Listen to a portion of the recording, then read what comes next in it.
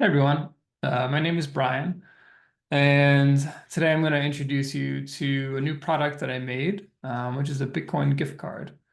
Um, if you're like me, I'm a fan. I've been a fan of Bitcoin for a long time, and in the past, I've wanted an easy way of gifting it to friends and family. Um, and I've done so in lots of different ways, actually. But none of them were really quite easy enough or simple enough. Um, and so finally, a couple weeks ago, I got frustrated enough to just go and make the thing that I wanted. So in this video, I'm going to walk you through what it is, how it works, and I'm really curious to see if any of you all have the same problem, and if this solves it. All right, so let me just walk you through this as quickly as I can here. Um, so on the website, there's a couple different card designs that I made. There's a lot more that eventually I might make, but for now, there's this Christmas themed one, and then there's a more generic one for birthdays and other occasions. But basically, it's just a regular greeting card. And where it's different is there's a placeholder here on the inside. So there's some simple language about, hey, this is a Bitcoin gift. And then there's a placeholder for this 12-word passphrase. And now I'm going to give a brief overview on how this works in a moment. But basically, the general steps are using a tool that I made that's open source. We'll generate a new passphrase, and then you'll transfer some Bitcoin to the new Bitcoin wallet. Write in the new passphrase into the slot here, and then you give the gift. And then the person who receives it, they have a couple options. If they want, they can just store the card, keep it in a safe place.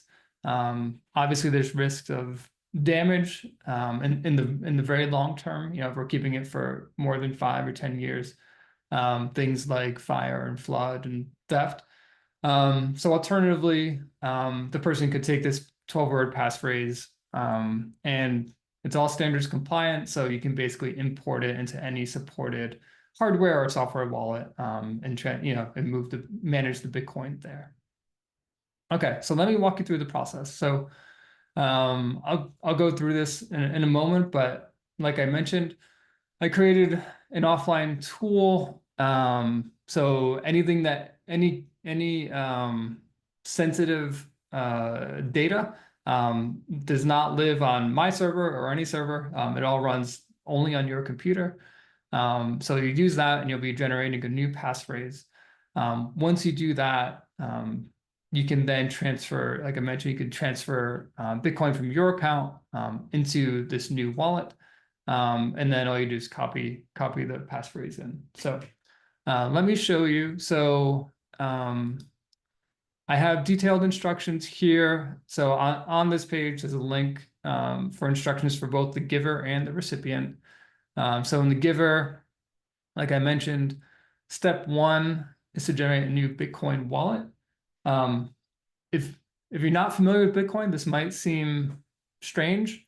So a Bitcoin wallet, it's funny, I've never been a big fan of that name because really it's just a public-private key pair, which is a term used in cybersecurity.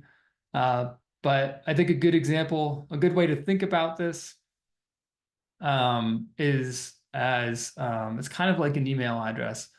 So with an email address, there's a public part that you can hand out to anyone to say, hey, send me an email. And just because you do that doesn't mean they have access to read your email or respond to your email. And so a Bitcoin wallet is similar. There's a public address, and we're going to need this in a moment. And that's where, as the gift giver, I can send and fund this new wallet. I can send funds to it. And then there's a private key. And this is going to be represented as that 12-word passphrase, and that's what we're giving. So we're basically handing over the keys to this new wallet that we're making. And in Bitcoin, you can make as many wallets as you want. And all that really matters is this key that gives you that special access to be able to control the Bitcoin and spend it or send it to your other accounts or whatever you want. So like I mentioned, There's an open source piece of code. So what you do is you'll click on this and download it to your local machine, which I've done here. Let me move myself out of the way. Couple call outs at the top. Just a reminder that the passphrase is sensitive and secret. If you share it with someone, or if you don't, if you're not careful about it, for example, if you save it to your online cloud storage like Google or Apple, that's something you probably don't want to do, because the only person that should really have this is going to be the recipient of this card. And then secondly, here's just a reminder that if you got, if you're not running this tool offline already, you should, because that's going to be the safest way to ensure that nobody is watching or monitoring, or accidentally sending this data off somewhere else. So with those callouts out of the way, one thing I'll say is that the way this wallet is generated follows these Bitcoin standards, BIP39 and BIP84. There's links to it. I won't get into it about the details, but what this means is, in the long term, anybody who receives this card, they can go out and purchase software or hardware products, and as long as they ensure that they follow these very common standards, they'll be able to import this passphrase and manage their Bitcoin very easily. So there's only one button, there's only one thing to do here, which is generate the wallet. And like I mentioned, this is all running offline. There's details about what cryptographic secure random number generation is being used. But basically, there's two things we need. So here's the 12-word passphrase that you saw back here. So what you'll do is just write this in, right into the card once you get it. And then the second thing is, like I mentioned before, this is the public Bitcoin address. So this is the address that you, the giver, need to fund. And the way you do that is entirely up to you. So I think most people that I've talked to that have gifted Bitcoin in the past or want to gift Bitcoin, they already have, they've already signed up for Coinbase or other crypto exchange providers that they prefer. So what you do is you'll go into whatever, whether it's a crypto exchange or whether it's one of your apps or hardware devices, wherever you keep your Bitcoin or wherever you want to purchase new Bitcoin, go to the exchange, purchase, for example, $50 worth of Bitcoin, and then send it to this address.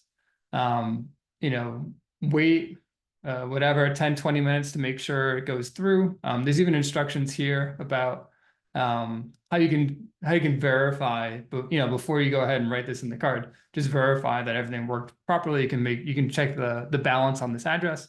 But basically then you just write in these words into the card. And then that's it. Then you can deliver the card to the person. On the back of the card here, there's a QR code. So this is for the recipient. And like I mentioned, there's another web page I made that kind of describes, gives a lot of information. And this is targeted to be very beginner friendly. So I think in general, I think the giver, I'm sort of expecting people to have a little more experience with Bitcoin. And the receiver, I'm not expecting any experience whatsoever. So it kind of walks you through how to understand what this card is, what it is, and then some options for keeping it safe. Like I mentioned, there's kind of two broad options: either keep the card in a safe place, or go ahead and set up a software or hardware wallet for the long term. And I go into the trade-offs of all the different types of wallets, and then there's an FAQ for the recipient. So that's it. So I'm hoping this makes sense. I'm hoping that you guys think it's interesting or useful. Please, love to hear any feedback, positive or negative. Yeah. All right. Thanks for your time.